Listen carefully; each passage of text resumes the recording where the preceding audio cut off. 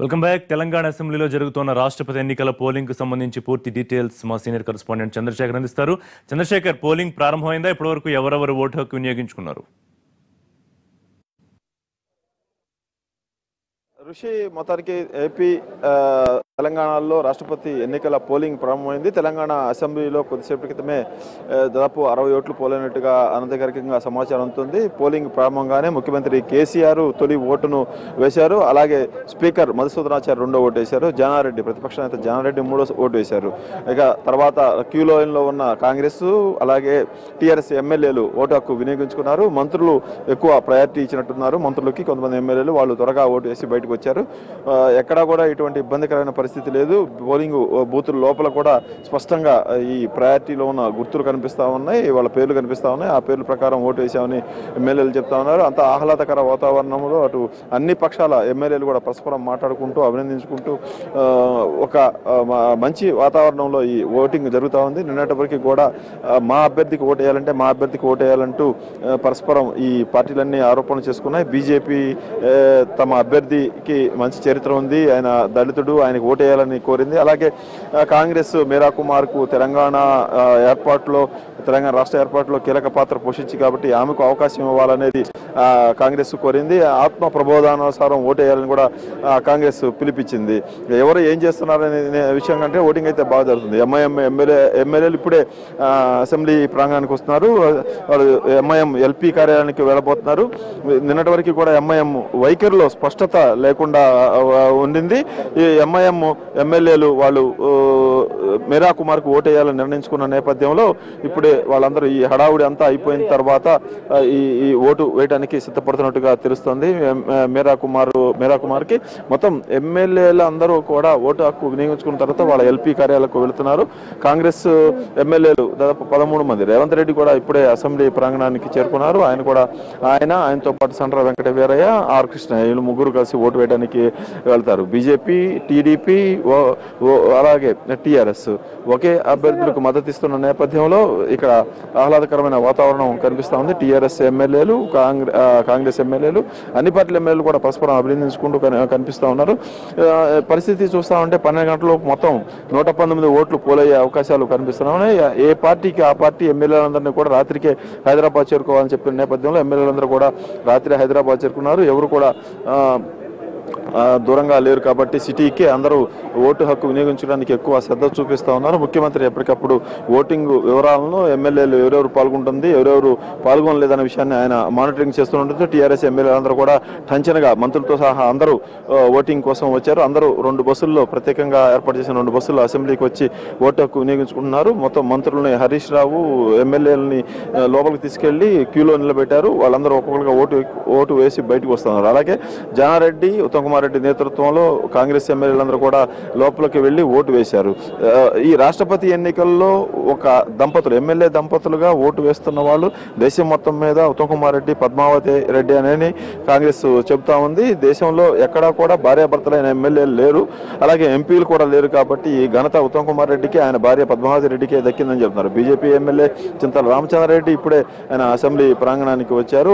వాళ్ళంతా కూడా కలిసి ఒకేసారి ఓటు వేయడానికి సిద్ధమవుతున్నారు. కాంగ్రెస్ తరపు నుంచి సంపత్, అలాగే బీజేపీ, టీడీపీ నుంచి కిషన్ రెడ్డి ఎమ్మెల్యే వీళ్ళు ఏజెంట్లుగా ఉన్నారు. ఎక్కడా కూడా పొరపాట్లకు తావు లేకుండా ఓటింగ్ జరిపించడం కోసం ఏర్పాట్లు చేస్తూ ఉండడంతో ప్రశాంతంగా అయితే ఇక్కడ ఓటింగ్ జరుగుతూ ఉంది. ఋషి, ఇప్పటి వరకు అందుతున్న సమాచారం ప్రకారం అయితే 70 ఓట్ల దాకా పోలైనట్టుగా అనధికారికంగా సమాచారం అందుతోంది మనకి. Right, thank you Chandrasekhar.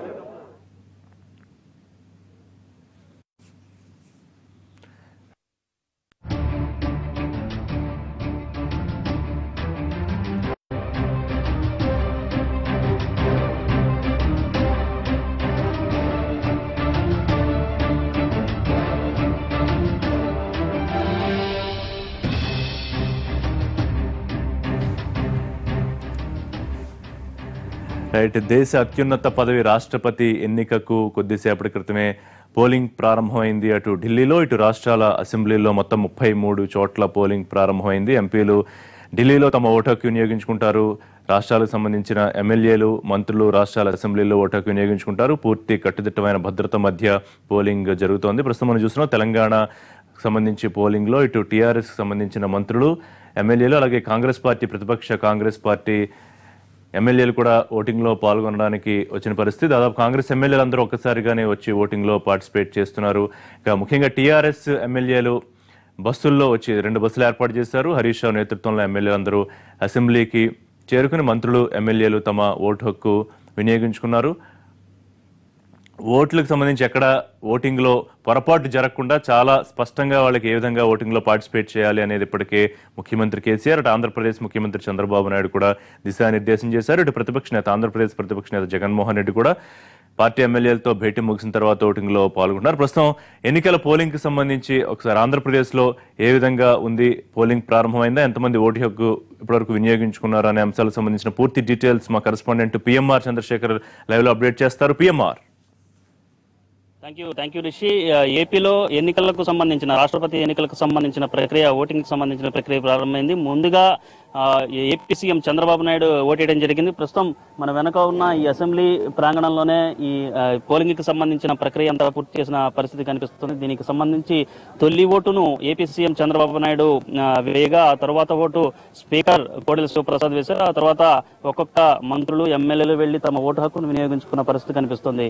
So ఈ పోలింగ్ కు ముందుగా టీడీఎల్పీ కార్యాలయంలో తెలుగుదేశం పార్టీకి సంబంధించిన ఎమ్మెల్యేలకు జరిపిన ఓటింగ్ లో, ఆ పార్టీకి సంబంధించిన జరిపిన మాక్ పోలింగ్ లో ముఖ్యమంత్రి చంద్రబాబు నాయుడు కూడా పాల్గొని ఓటు వేసిన పరిస్థితి కనిపిస్తుంది. దాంతో పాటుగా ఎవరైతే ఎమ్మెల్యేలు ఉన్నారో వాళ్ళు కూడా ఈ మాక్ పోలింగ్ లో పాల్గొని తమ ఓటు హక్కును వినియోగించుకున్న పరిస్థితి కనిపిస్తుంది. సో ఓవరాల్ గా మొత్తం 174 మంది ఎమ్మెల్యేలు, అంటే ఇక్కడ ఏపీకి వచ్చేసరికి ఒక విచిత్రమైన పరిస్థితి కనిపిస్తుంది. అటు ప్రతిపక్షం పార్టీ కానీ, ఇటు అధికార పక్షం కానీ రెండు కూడా ఎన్డీఏ అభ్యర్థి రామ్నాథ్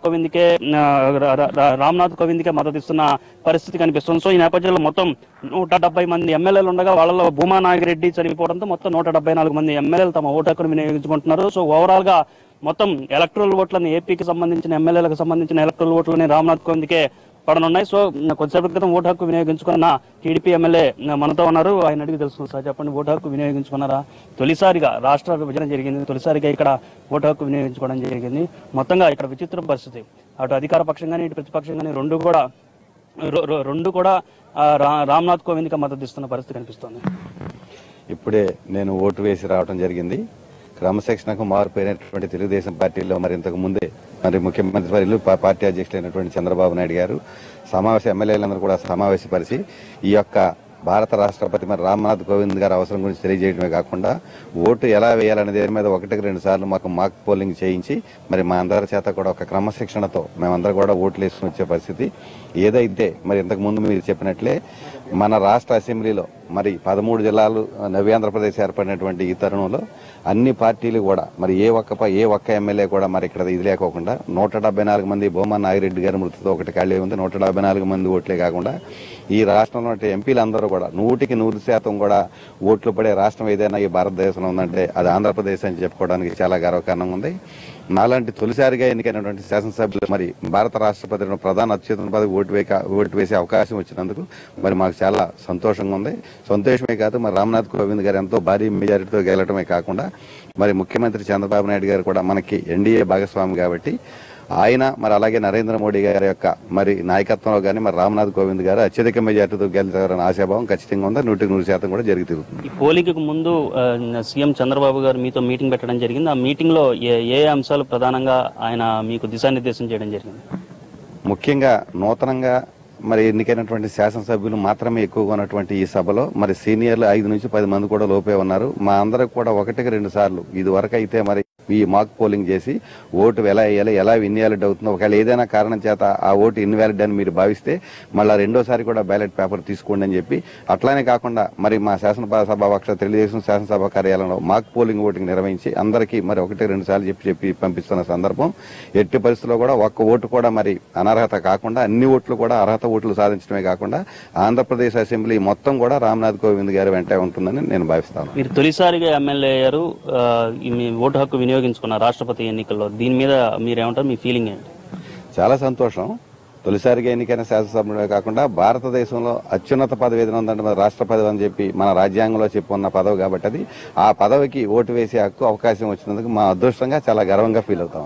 థ్యాంక్ యూ. సో మొత్తం మీద ఇది ఎమ్మెల్యే వ్యక్తం చేస్తున్న అభిప్రాయం ఈ విధంగా ఉంది. సో ఓవరాల్ గా చూసుకుంటే మొత్తం 175 మంది ఎమ్మెల్యేలు ఏపీ నుంచి ప్రాతినిధ్యం వహిస్తుండగా వీరిలో 2014 లెక్కల ప్రకారం 102 మంది టీడీపీ ఎమ్మెల్యేలు ఉన్నారు. ఆ తర్వాత 4 బీజేపీ సభ్యులు, ఒక ఇండిపెండెంట్, అలాగే ఒక నవోదయం పార్టీకి సంబంధించిన ఎమ్మెల్యే ఉన్నారు. మొత్తం బీజేపీతో కలుపుకుని మిత్రపక్షాలుగా 108 స్థానాలు తెలుగుదేశం పార్టీకి ఉంటే 67 స్థానాలు బీజేపీ ప్రతిపక్షంగా ఉన్న వైసీపీకి ఉన్న పరిస్థితి కనిపిస్తుంది. అయితే ఆ తర్వాత తదనంతర పరిణామాల్లో 21 మంది టీడీపీకి రావడం జరిగింది. ఏదేమైనా కానీ ప్రస్తుతం జరుగుతున్న పోలింగ్ లో మాత్రం ఏకపక్షంగా అంటే మొత్తం రామ్నాథ్ కోవింద్ కి అటు అధికార పార్టీ కానీ ఇటు ప్రతిపక్షంగానే రామ్నాథ్ కోవింద్ కే మద్దతు తెలపాలన్న నిర్ణయానికి వచ్చిన క్రమంలో మొత్తం 174 ఓట్లు గంపకొత్తగా రామ్నాథ్ కోవింద్ కే పడే పరిస్థితి కనిపిస్తోంది. సో దీని ప్రకారం చూసుకుంటుంటే ఎమ్మెల్యేలకు సంబంధించిన ఎలక్టరల్ ఓట్ల విషయానికి వస్తే 27,666 ఓట్లు రామ్నాథ్ కోవింద్ కు ఎమ్మెల్యేల నుంచి ఏపీ నుంచి వెళ్లబోతున్న పరిస్థితి కనిపిస్తోంది. ఇక భూమానాగిరెడ్డి చనిపోవడంతో ఆ స్థానం ఖాళీగా ఉండడంతో 174 మంది ఎమ్మెల్యేలు తమ ఓటు హక్కును వినియోగించుకోబోతున్నారు. ఇప్పటికే సీఎం చంద్రబాబు నాయుడు వినియోగించుకున్నారు. కొద్దిసేపటి క్రితమే బాలకృష్ణ కూడా వినియోగించుకుని బయటకు వెళ్లిపోయిన పరిస్థితి కనిపిస్తోంది. ఆ తర్వాత స్పీకర్ 2వ ఓటుని స్పీకర్ కోడెల శివప్రసాద్ వినియోగించుకున్నారు. ఆ 3వ ఓటుని మంత్రి అమర్నాథ్ రెడ్డి వినియోగించుకున్నట్టుగా మనకు కొద్దిసేపటి క్రితం అందుతున్న సమాచారం మేరకు తెలుస్తుంది. మరి కాసేపట్లో వైసీపీకి సంబంధించిన ఎమ్మెల్యేల బృందం, అలాగే జగన్ నేతృత్వంలో ఎమ్మెల్యేల బృందం కూడా ఇక్కడికి వచ్చి తమ ఓటు హక్కును వినియోగించుకునే పరిస్థితి కనిపిస్తుంది. ఇక్కడ ఈ అసెంబ్లీ ప్రాంగణం నుంచే ఎంపీగా కొనసాగుతున్న రాయపాటి సాంబశివరావు కూడా ఓటు హక్కును వినియోగించుకునేందుకు ఈసీ నుంచి అనుమతి తీసుకున్న క్రమంలో ఆయన కూడా మరి కాసేపట్లో ఇక్కడికి వచ్చి తమ ఓటు హక్కును వినియోగించుకునే పరిస్థితి కనిపిస్తుంది. దీంతో పాటుగా బీజేపీకి సంబంధించిన మంత్రులు కూడా కొద్దిసేపటి క్రితమే ఓటు వేసిన పరిస్థితి కనిపిస్తుంది. మంత్రి కామినేని శ్రీనివాసరావు తమ ఓటు హక్కును వినియోగించుకున్నారు. ఈ ఎన్నికల్లో ఎలక్షన్ ఏజెంట్లుగా ఎన్డీఏ అభ్యర్థి తరపున ఎలక్షన్ ఏజెంట్లుగా వ్యవహరిస్తున్న మంత్రి కాలువ శ్రీనివాసులు ఎలక్షన్ ఏజెంట్ గా వ్యవహరిస్తున్నారు. దాంతోపాటు మరొక ఏజెంట్ గా బుగ్గన రాజేంద్రనాథ్ రెడ్డి కూడా వ్యవహరిస్తున్న పరిస్థితి కనిపిస్తుంది. మీరా కుమార్ కి మాత్రం ఇక్కడ ఎటువంటి ఏజెంట్లు లేని పరిస్థితి కనిపిస్తుంది. ఎమ్మెల్యేల్లో ఒక్క కాంగ్రెస్ పార్టీకి సంబంధించిన ఎమ్మెల్యే కూడా లేని క్రమంలో ఏజెంట్ ని నిలపలేని పరిస్థితి కనిపిస్తోంది. ఇక ఓవరాల్ గా చూసుకుంటా ఉంటే ఏపీ నుంచి మొత్తంగా ఎంపీలకు సంబంధించిన ఎలక్టరల్ ఓట్లు గానీ ఎమ్మెల్యేలకు సంబంధించిన ఎలక్టరల్ ఓట్లు గానీ పూర్తిగా రామ్నాథ్ కోవింద్ కే పడతాయి. అయితే రాజ్యసభలో ఏపీ నుంచి 4 రాజ్యసభ సభ్యులు కాంగ్రెస్ పార్టీకి చెందిన వాళ్ళు ఉండడంతో వీళ్ళు చిరంజీవి, అలాగే సుబ్బిరామిరెడ్డి, రేణుకా చౌదరి, ఎంఏ ఖాన్ ఈ 4 కాంగ్రెస్ పార్టీకి సంబంధించిన వాళ్ళు. వీళ్ళు మీరా కుమార్ కు వేసే అవకాశం ఉంది. సో వాళ్ళకి సంబంధించిన ఎలక్టరల్ ఓట్ల విషయానికి వస్తే 2,832 ఎలక్టరల్ ఓట్లు కేవలం మీరా కుమార్ కి పడనున్నాయి. సో ఓవరాల్ గా చూసుకుంటా అంటే ఎన్నికల ప్రక్రియ ప్రారంభమైంది. సీఎం చంద్రబాబు నాయుడు తమ ఓటు హక్కును వినియోగించుకున్నారు. 2వ ఓటుని స్పీకర్ కోడెల శివప్రసాద్ వినియోగించుకున్నారు. మరి కాసేపట్లో వైసీపీకి సంబంధించిన ఎమ్మెల్యేలు కూడా ఓటు హక్కును వినియోగించుకునే సూచనలు కనిపిస్తున్నాయి. ఇది ఇక్కడున్న పరిస్థితి. Thank you PMR. ఆంధ్రప్రదేశ్ లో ఓటింగ్ ప్రక్రియ ఏ విధంగా ఉంది? ప్రతిపక్ష వైసీపీ అధినేత జగన్మోహన్ రెడ్డి తన ఎమ్మెల్యేలతో కలిసి బస్సులో కొద్దిసేపటి క్రితమే బయలుదేరారు. కొద్దిసేపట్లో ఆయన అసెంబ్లీ ప్రాంగణానికి చేరుకుని ఓటింగ్ ప్రక్రియలో పార్టిసిపేట్ చేస్తారు. విజయవాడ స్టేట్ గెస్ట్ హౌస్ లో పార్టీ ఎమ్మెల్యేలతో సమావేశం తరువాత జగన్ రాష్ట్రపతి ఎన్నిక ఓటింగ్ సంబంధించి చర్చించారు. తర్వాత అంతా కలిసి బస్సులో అసెంబ్లీకి బయలుదేరారు. రాష్ట్రపతి ఎన్నికలో ముందుగా సీఎం చంద్రబాబు ఓటు వేశారు. తర్వాత స్పీకర్ ఓటు హక్కు వినియోగించుకున్నారు. కొద్దిసేపట్లో ప్రతిపక్ష ఎమ్మెల్యేలు ముఖ్యంగా జగన్మోహన్ రెడ్డి ఓటు వేస్తారు.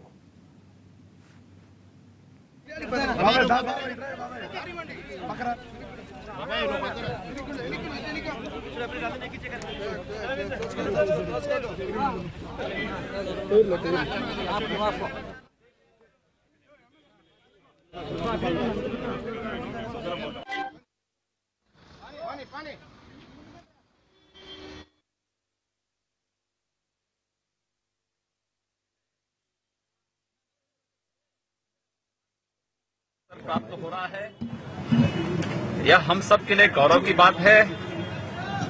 आदरणीय प्रधानमंत्री जी और राष्ट्रीय अध्यक्ष जी के प्रति हम आभार व्यक्त करते हैं कि उन्होंने उत्तर प्रदेश को एक गौरव प्रदान किया है। मुख्यमंत्री जी इस बार लगता है कि वोट का आंकड़ा बड़ा होगा, आंकड़ा बढ़ेगा और मुझे लगता है कि भारतीय जनता पार्टी और सहयोगी दलों के समर्थक प्रत्याशी श्री रामनाथ कोविंद जी भारी बहुमत से चुनाव जीतेंगे।